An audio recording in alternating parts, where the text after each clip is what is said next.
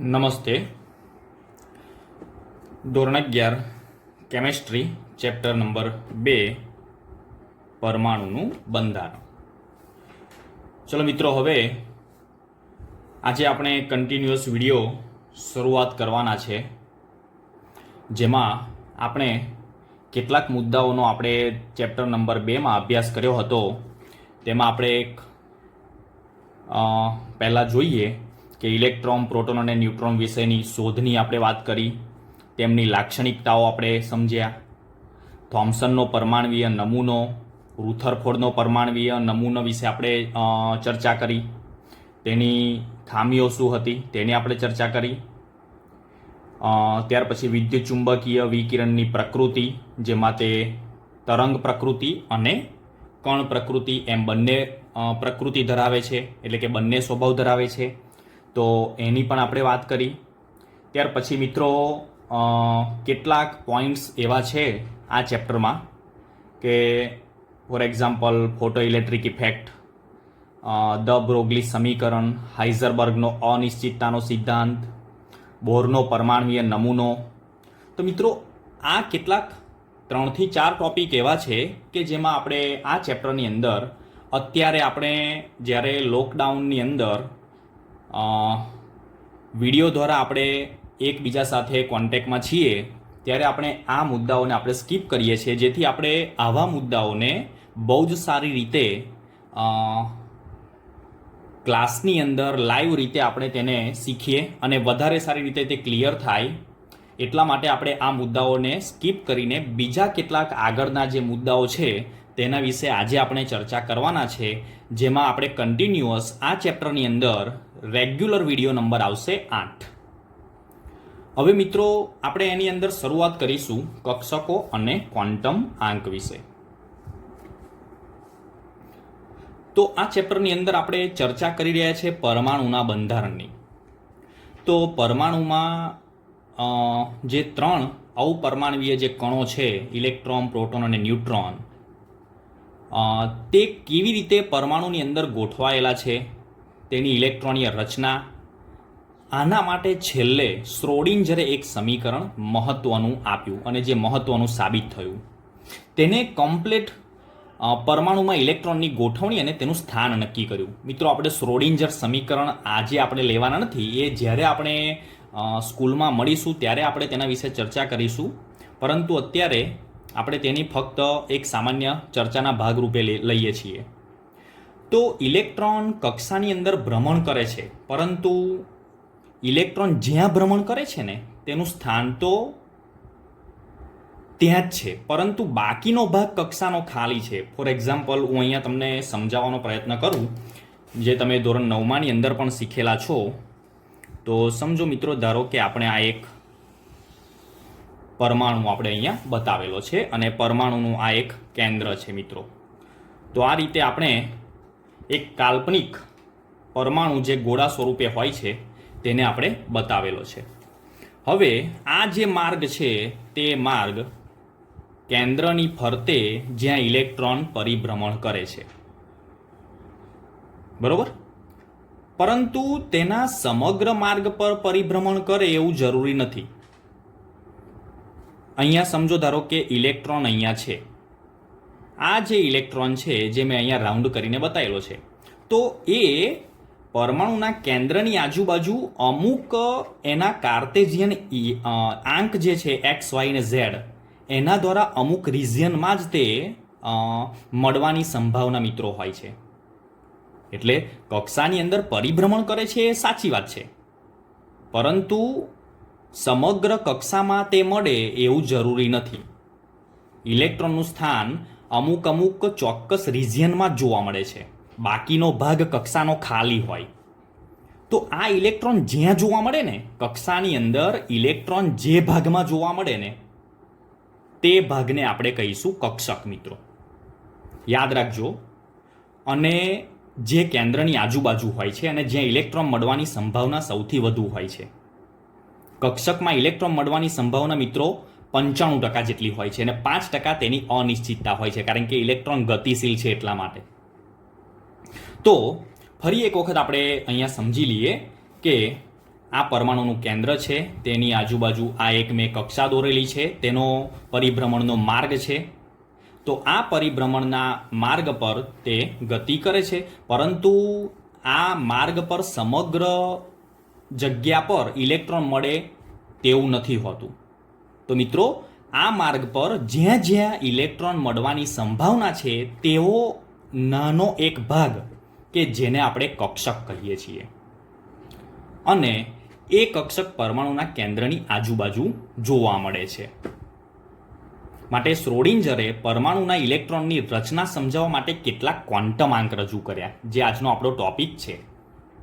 અને એ ક્વોન્ટમ આંકને આધારે પરમાણુમાં ઇલેક્ટ્રોનની રચના કેવા પ્રકારે થાય છે તેને સમજાવવાનો પ્રયત્ન કર્યો. તો પહેલા મિત્રો આપણે ખાસ ધ્યાન રાખીશું કે કક્ષા અને કક્ષક વચ્ચેનો તફાવત આપણને આપણા દિમાગની અંદર ક્લિયર હોવો જોઈએ. તો મિત્રો, કક્ષા એટલે શું અને કક્ષક એટલે શું, તમે આના દ્વારા તમને ક્લિયર થઈ ગયું હશે.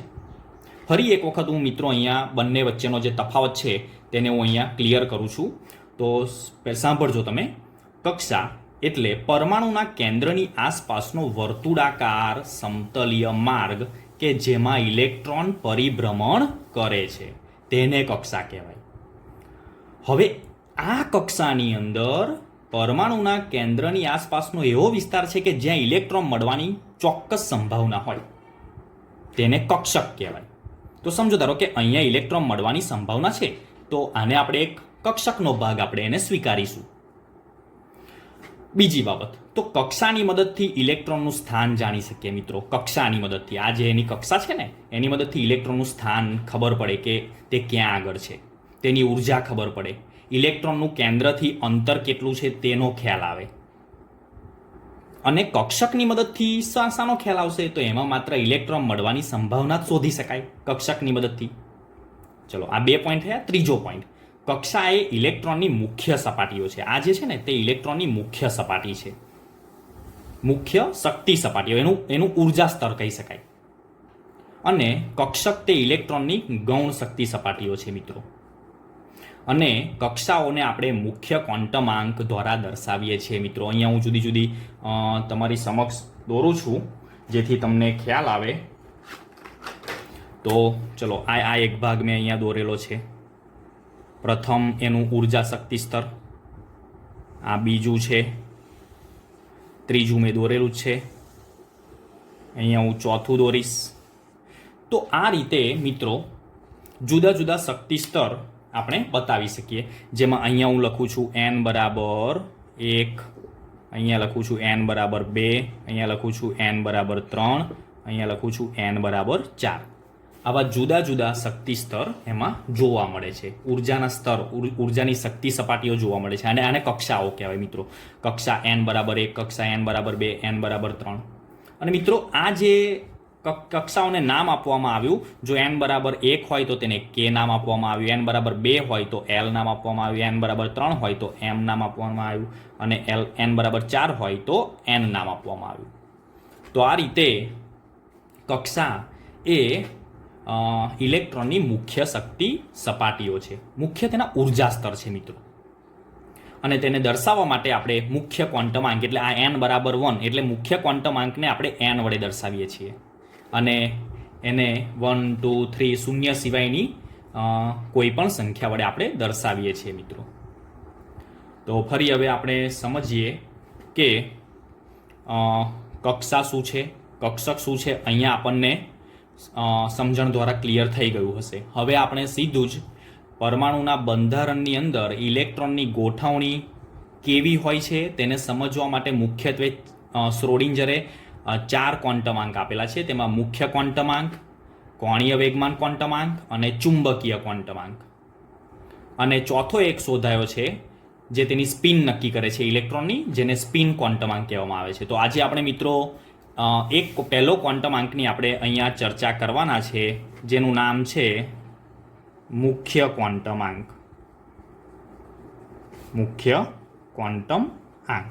મુખ્ય ક્વોન્ટમ આંકને આપણે n વડે દર્શાવીએ છીએ મિત્રો. બહુ જ સહેલું છે, અહીંયા સમજવાની જરૂર છે. બસ કક્ષા અને કક્ષક વચ્ચેનો તફાવત જો તમને ખ્યાલ આવી જશે તો તમને ચારેય ક્વોન્ટમ આંક સરળતાથી ખ્યાલ આવી જશે. ચલો હવે આપણે અહીંયા મુખ્ય ક્વોન્ટમ આંક વિશે થોડીક નોંધ કરી લઈશું. મુખ્ય ક્વોન્ટમ આંકને આપણે, મેં તમને આગળ પણ કહ્યું કે શૂન્ય સિવાયની કોઈ પણ ધન પૂર્ણાંક સંખ્યા એ મુખ્ય ક્વોન્ટમ આંક છે.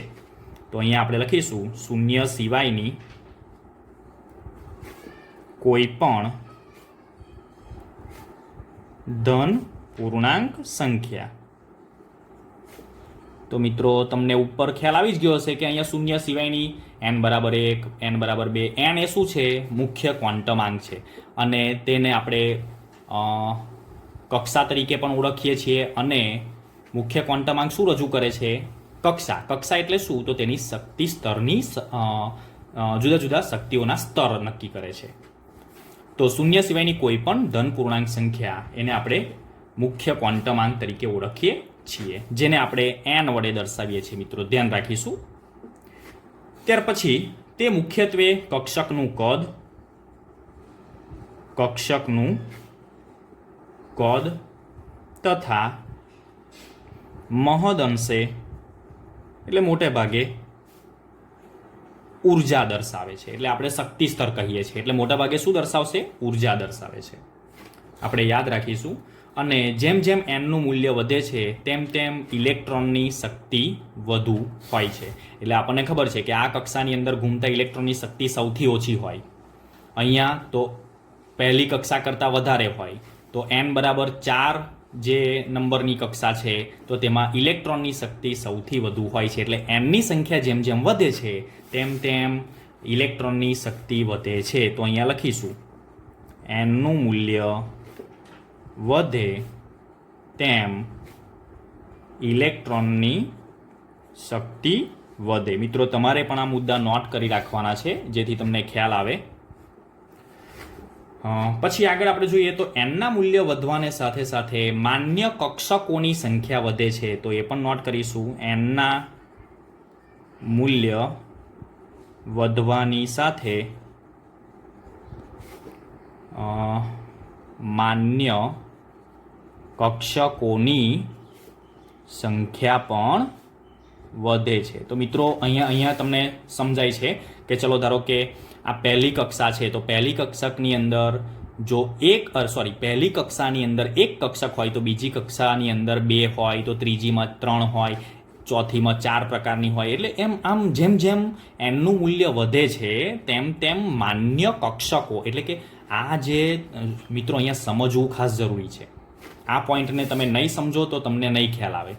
તો કહેવાનો મતલબ કે n બરાબર 1 કરતાં n બરાબર 4 વાળી જે કક્ષા છે, જે શક્તિ સ્તર છે, એમાં કક્ષકોની સંખ્યા વધારે હોય. મિત્રો કક્ષકોની સંખ્યા વધારે હોય એટલે ઇલેક્ટ્રોનની સંખ્યા વધારે હોય, કારણ કે એક કક્ષકની અંદર વધુમાં વધુ 2 ઇલેક્ટ્રોન સમાઈ શકે. ઓકે, ચલો આગળ. હવે nનું મૂલ્ય કેન્દ્રથી ઇલેક્ટ્રોનનું સાપેક્ષ અંતર દર્શાવે છે. કેન્દ્રથી ઇલેક્ટ્રોનનું બીજાની સાપેક્ષે અંતર દર્શાવે છે. ઇલેક્ટ્રોનનું સાપેક્ષ અંતર દર્શાવે છે. મિત્રો ખાસ ધ્યાન રાખીશું કે એનના મૂલ્ય પરથી આપણને કેન્દ્રથી ઇલેક્ટ્રોનનું અંતર કેટલું છે તે આપણને ખ્યાલ આવે છે. ચલો આગળ. જેમ જેમ એનનું મૂલ્ય વધે છે તેમ તેમ તેનું સાપેક્ષ અંતર પણ વધતું જાય છે. આટલું આપણે ધ્યાન રાખીશું. ચલો હવે આ ક્વોન્ટમ આંકને આધારે શક્તિ સ્તર એટલે કે કક્ષા નક્કી થઈ શકે. તો મિત્રો મેં આગળ પણ જણાવ્યું કે n બરાબર જો 1 હોય તો તેને આપણે k કક્ષા કહીશું. જો n બરાબર 2 હોય તો તેને આપણે L કક્ષા કહીશું. n બરાબર 3 હોય તો તેને આપણે M કક્ષા એવું નામ આપેલું છે. અને n બરાબર 4 હોય એટલે કે ચોથો શક્તિ સ્તર હોય, ઉર્જા સ્તર હોય, તો તેને n એવું નામ આપેલું છે. એટલે પ્રથમ શક્તિ સ્તર, બીજો શક્તિ સ્તર, ત્રીજો શક્તિ સ્તર, ચોથો શક્તિ સ્તર, એમ અલગ અલગ આપણે એના નામ આપેલા હોય છે.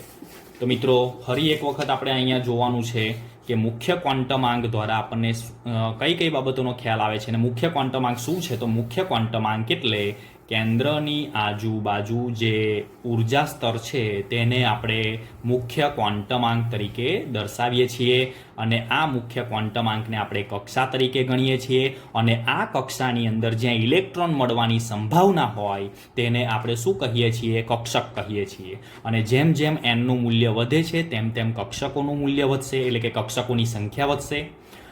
જેમ જેમ એનનું મૂલ્ય વધે છે તેમ તેમ ઇલેક્ટ્રોનનું કેન્દ્રથી સાપેક્ષ અંતર વધે છે. જેમ જેમ એનનું મૂલ્ય વધે છે તેમ તેમ ઇલેક્ટ્રોનની શક્તિ પણ વધશે, કારણ કે તે કેન્દ્રથી દૂર જતો હોય છે એટલા માટે તેનું આકર્ષણ ઓછું થશે, માટે તેની શક્તિ વધશે. તો આ બધી બાબતો આપણે અહીંયા ક્લિયર કરીશું. ચલો આપણે આગળ બીજી વાત કરીએ. ફરી એક વખત આપણે એનો ઉપયોગ આપણે જોવો હોય તો આ રીતે આપણે તેને સ્વીકારીશું. તો એનના મૂલ્ય પરથી આપણને કઈ કઈ બાબતો સ્પષ્ટ થશે? તો એનના મૂલ્ય પરથી, ચલો એનના મૂલ્ય પરથી, એન એટલે મુખ્ય ક્વોન્ટમાંક, મુખ્ય ક્વોન્ટમાંકના મૂલ્ય પરથી આપણને પહેલું શું અહીંયા મળે છે? તો કે શક્તિ સ્તરનો ક્રમ મળે છે મિત્રો. શક્તિ સ્તરનો ક્રમ મળશે. ઓકે, ચલો બીજું શું મળશે? તો જે તે શક્તિ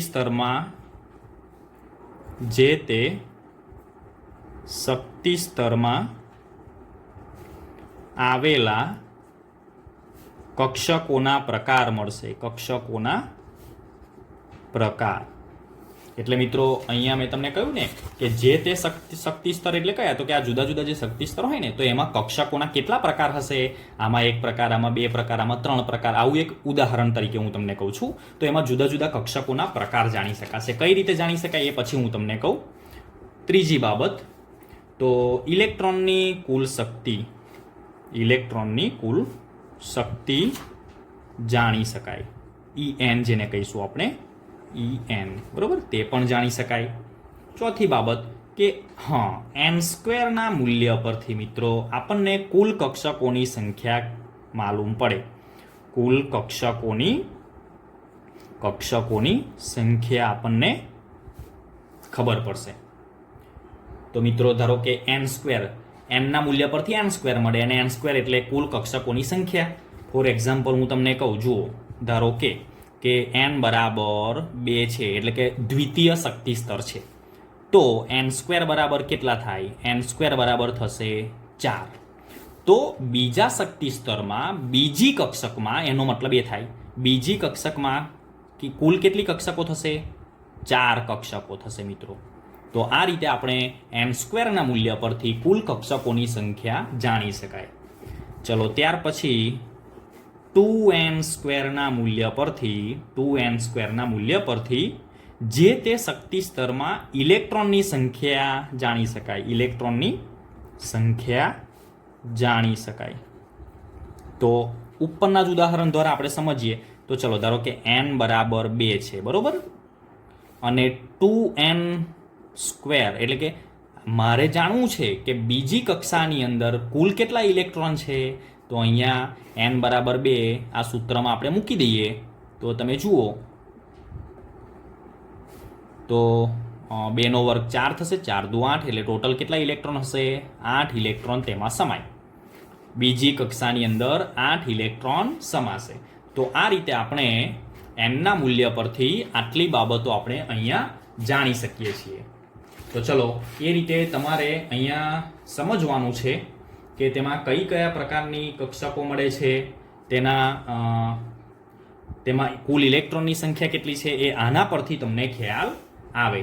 તો ધારો કે અહીંયા હું તમને કહું કે nના મૂલ્ય પરથી, ચલો nનું મૂલ્ય ધારો કે 1 છે, સમજો nનું મૂલ્ય ધારો કે 1 છે, તો એની કક્ષા કઈ થશે? એની કક્ષાનું નામ આપણે આપેલું છે K કક્ષા. ચલો એ શક્તિ સ્તર કયો છે અહીંયા લખીશું આપણે. એક ઉદાહરણ આપું પછી તમારે જાતે લખશો તમે. શક્તિ સ્તર કયું થશે? કે પહેલું શક્તિ સ્તર એટલે 1. કક્ષકોના પ્રકાર. હવે મિત્રો આ કક્ષકોના પ્રકાર છે તેમાં અહીંયા આપણને કક્ષકોના પ્રકાર માટે એક બીજા ક્વોન્ટમ આંકની જરૂર પડશે, ગૌણ ક્વોન્ટમ આંકની જરૂર આપણને પડશે. તો અહીંયા પ્રથમ કક્ષાની અંદર કક્ષકોના કુલ પ્રકાર એક જ છે. તો એક પ્રકાર આપણે લખીશું, જે આપણે કાલના વિડીયોમાં જોઈશું. એક પ્રકાર છે અને તેમાં કુલ કક્ષકોની સંખ્યા તો n² કુલ કક્ષકો,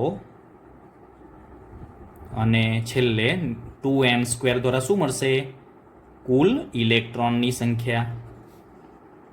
કુલ ઇલેક્ટ્રોનની સંખ્યા. તો આ રીતે તમે એક ટેબલ બનાવી શકો છો અને અહીંયા n² એટલે ચલો n એટલે કે એક જ મળશે, બરોબર. કુલ કક્ષકો એક જ મળશે અને 2n² એટલે તેમાં ઇલેક્ટ્રોન આવશે, ટોટલ 2 ઇલેક્ટ્રોન આવશે. તો આ જ રીતે ધારો કે તમે અહીંયા બીજું પણ લઈ શકો, બીજો શક્તિ સ્તર. તો કક્ષા કઈ આવશે? Kl. પછી અહીંયા શક્તિ સ્તર નંબર 2. ચલો અહીંયા કેટલા પ્રકાર છે? તો આના 2 પ્રકાર છે. મિત્રો તમારે ધ્યાન રાખવાનું કે n બરાબર જે વેલ્યુ હોય ને એટલા જ અહીંયા આગળ પ્રકાર મળે. જો અહીંયા n બરાબર 1 તો અહીંયા પ્રકારમાં 1, n બરાબર 2 તો એના પ્રકારમાં 2, જે આપણે કાલના વિડીયોની અંદર વધારે સારી રીતે સમજવાના છે. ચલો કુલ કક્ષકો કેટલી મળશે? n² એટલે કે 4 મળશે, બરોબર. 2² એટલે, અને ટોટલ ઇલેક્ટ્રોનની સંખ્યા 8 ઇલેક્ટ્રોન મળશે. ચલો એ જ રીતે તમે 3 લેશો તો Kl m શક્તિ સ્તર આવશે ત્રીજો, ટોટલ પ્રકાર આવશે 3 પ્રકાર કક્ષકોના, બરોબર. તો અહીંયા n² એટલે કે 9 મળશે કુલ કક્ષકો, અને 2n² એટલે ટોટલ ઇલેક્ટ્રોન 18 મળશે. ચલો એ જ રીતે ચોથો શક્તિ સ્તર n કહીએ છીએ, અહીંયા આપણે 4 લખીશું. અહીંયા ટોટલ કેટલા પ્રકાર? 4 પ્રકારની મળશે, બરોબર. અહીંયા આપણે ખાસ ધ્યાન રાખીશું, જે નંબર હોય એ જ નંબરના પ્રકાર એટલા થશે. n² બરાબર 16 આવશે અને અહીંયા ટોટલ 32 ઇલેક્ટ્રોન. તો મિત્રો આ કક્ષાની અંદર કેટલા ઇલેક્ટ્રોન સમાય છે તેની વાત થઈ, બરોબર. આ કક્ષકોની વાત નથી થતી, કક્ષકોની અંદર રહેલા ઇલેક્ટ્રોન નથી, પણ કક્ષાની અંદર કુલ કેટલા ઇલેક્ટ્રોન છે. તો મિત્રો કક્ષાની અંદર કક્ષકો હોય અને દરેક કક્ષકોની અંદર 2 ઇલેક્ટ્રોન હોય અને તેનો સરવાળો કરીએ ને તો આ રીતે મળે. Okay, thank you.